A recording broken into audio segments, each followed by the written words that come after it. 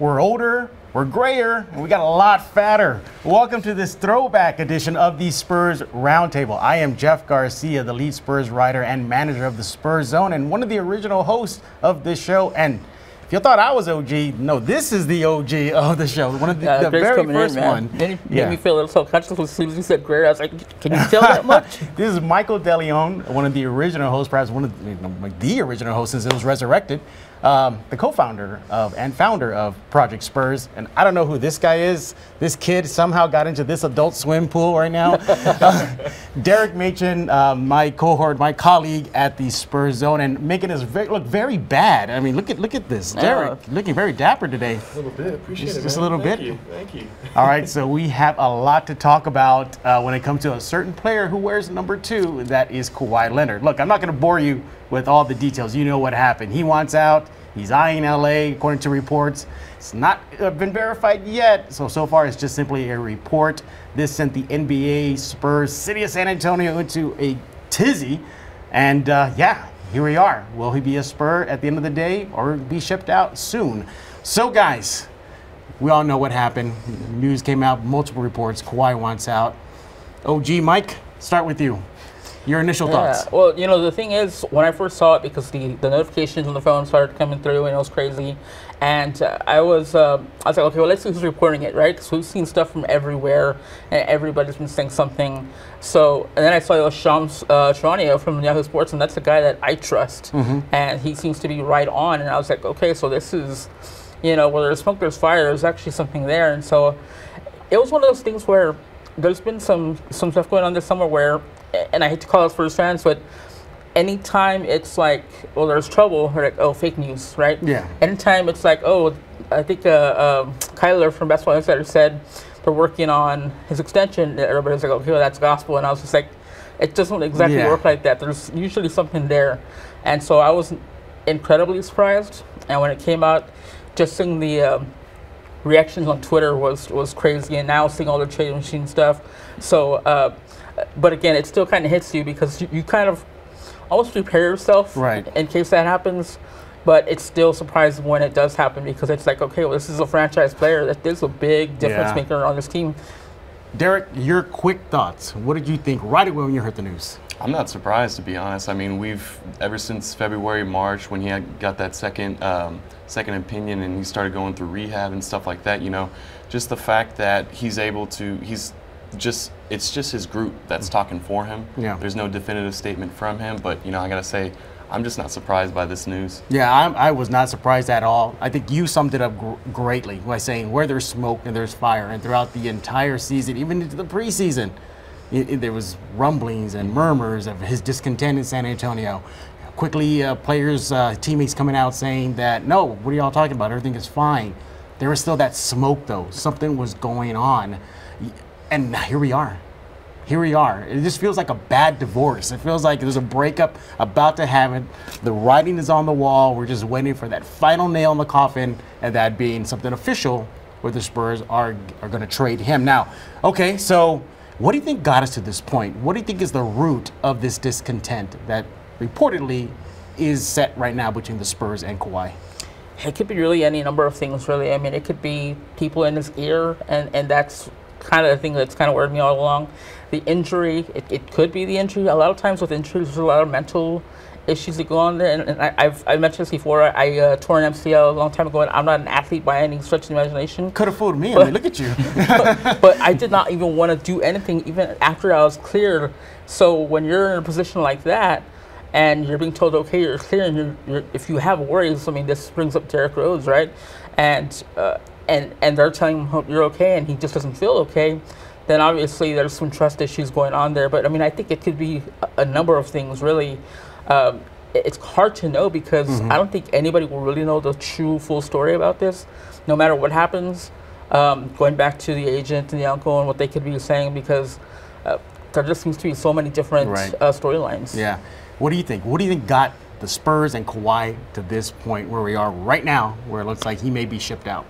Yeah, I think he really hit the nail on the head right there. You know, it could have been a culmination of things. I know for a fact that it's definitely the injury, just for the fact that you know, everybody, the players, Tony Parker saying, oh, my injury was like 100% worse, 100 times worse, stuff like that. It's just, you know, the fact that we never got a real statement from him coming out and saying, yes, I want to be a Spur for the rest of my career. Just, you know, I think a lot of it really built up. Well, we did hear something close to that during the season where they asked, where the local media asked him point blank, do you see yourself a Spur for life? And he said, yeah, sure. That still didn't sit well with you? If you watch that video, you hear the context, he's like, yeah, sure. It doesn't really, it's not very assuring, you know what I mean? But I think definitely the biggest thing was him not sitting with his teammates in the playoffs. I think, you know, that speaks volumes for them. And I'm glad you brought that up because, see, I did not have an issue with that, nor the fact that he was rehabbing in NYC. And I'll tell you why. Boogie Cousins was doing that throughout the entire season. He wasn't with the Pelicans when he went down. He was, I believe, training on the West Coast somewhere. Gordon Hayward wasn't sitting on the bench with the Celtics during their playoff run. Kyrie Irving was in and out. I didn't have an issue with the way he was handling his injury, if it was simply just the fact of the injury. And if the Spurs, too, were saying that, hey, we're in agreement with you, do what you got to do, get yourself rested up, I'm fine with that. My issue is that he just never said anything. He never came out and said, you know what, I'm seeing a bunch of smoke everywhere. It's not true. Let me douse it right now. That never happened. And I think that's what left a bad taste in my mouth, how it was handled. If it's strictly just the injury and that's the only reason why that he was out, I get it. You don't want to go down the Isaiah Thomas route and mess up a potential payday. Totally understand that. But come on, say something. But you mentioned trust, big thing apparently, you know, between his camp, you know, they didn't like how the Spurs reportedly mismanaged his quad injury. And I think it came to a head on the rodeo road trip in Brooklyn where Popovich did the famous, he's out indefinitely. I think something at that point happened because the prior game was at New York. And that was the end of his 9-game stretch where he looked not the same. And I think he realized, wait a minute, I'm not good. And you told me, guys, I can come back. No, I don't want to play anymore. I think, my opinion, I think that's what happened. All right, so that leads us to the big question now. If the Spurs do end up trading him, because that's the best they can do right now, okay, what do you think? You think the Spurs can survive without Kawhi Leonard? I think we can definitely survive without him. You know, we finished with the 7th seed, 47-35. That's not a bad record, but I can definitely say we're not going to thrive without him just because, you know, LaMarcus Aldridge, he's putting up 20 and 10. That's great to see, but we need that cornerstone, that second option. Or Kawhi was the first option, but now we're going to be looking for somebody to complement LaMarcus. So I think, you know, just the fact that we just need somebody, some more firepower to go against Golden State, Houston, teams like them. Yeah, well, you've been exercising and working out, so I think the Spurs can have your slot for you to help LMA. Mike, can they survive? Yeah, that's the thing. I think what you said is right. They can because they've proven they can still get into the playoffs, and they still took Golden State Warriors to more games than Cleveland did in the finals.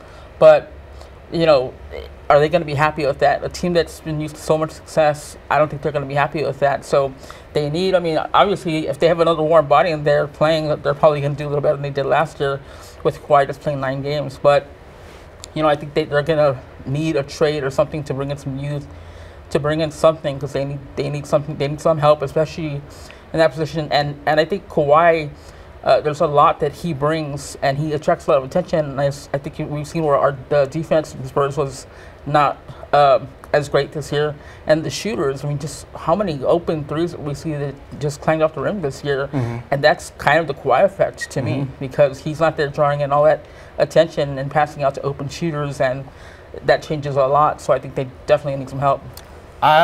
Brace yourself, San Antonio. I think they're going to be fine. I think they're going to be probably even maybe a little better. Here's why. Derek, they did well last season. They made the postseason. They had 40-plus wins without Kawhi Leonard. Let me remind everybody, let me remind you, no Kawhi Leonard for practically all the season. Rudy Gay was out for a considerable amount of time. Good point. Tony Parker missed an extended period of time as well. I know Tony Parker is not the same, but still it's a body that was out. Manu Ginobili was in and out. This Spurs defense was tops in the NBA without the 2-time NBA Defensive Player of the Year. Okay?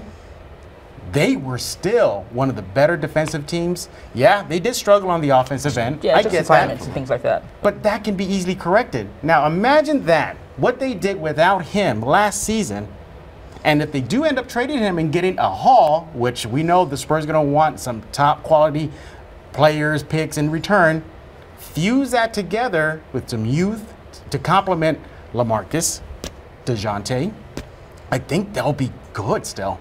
Now, is it enough to contend with the Warriors? No. Will it be enough to make a NBA Finals run? No. But I think they will be okay, and I think they will be absolutely fine. They may even be just slightly better. That Spurs system, I think it doesn't get a lot of attention that it needs to get, and it's been showing wonders. Without Kawhi Leonard last season, and if they do trade him, and if they do get high-quality players, young players in return, Boston, if you're listening, we'll take Tatum right now and Jaylen Brown and all your picks that you have there. I think they'll be great. I think they'll be okay, and I think they'll be fine, and I think we will forget about Kawhi Leonard. Though that first game back, if he does get traded, whatever team he's at, is going to be quite interesting at the AT&T Center. All right, let's go and start wrapping this up. All right, so what's the best outcome? And you cannot say that Kawhi is going to stay, okay? What is the best outcome if the Spurs end up trading him? Derek? I think there's one of two routes the Spurs that can take. The first route's going to be blowing it up, going for youth, going for picks in the draft. We hear Memphis thinks they have a 50-win season coming up next year with Marc Gasol, Mike Conley coming off their injuries. But, I think Phoenix, Sacramento, those are two other great teams that we can possibly, fleece them on a deal, get that number 1, number 2 pick. I'm really interested with Phoenix personally, just because if they want to give us the number 1 pick and Josh Jackson, who's a two-way player, there's your Kawhi replacement right there. And then you could possibly get maybe a DeAndre Ayton or Luka Doncic, who I personally like a lot. Yeah. Luka Doncic, that is a hell of a player right there. But I mean, aside from that, if they just want to keep building on what they have right now with LaMarcus leading the way, I think if Boston, that's definitely an option there. The Lakers, we hear Pop doesn't really want to trade him to the Lakers, but I think those two are very good options for the Spurs to take. Mike? I'd go with Boston because I like either Tatum or Brown. I feel like Jaylen Brown's kind of Kawhi light right now, and I feel like both of them have shown that they're not afraid of the big stage. I mean, they're talking about a first-year player and the second-year player and how far they took that team to the Eastern Conference Finals.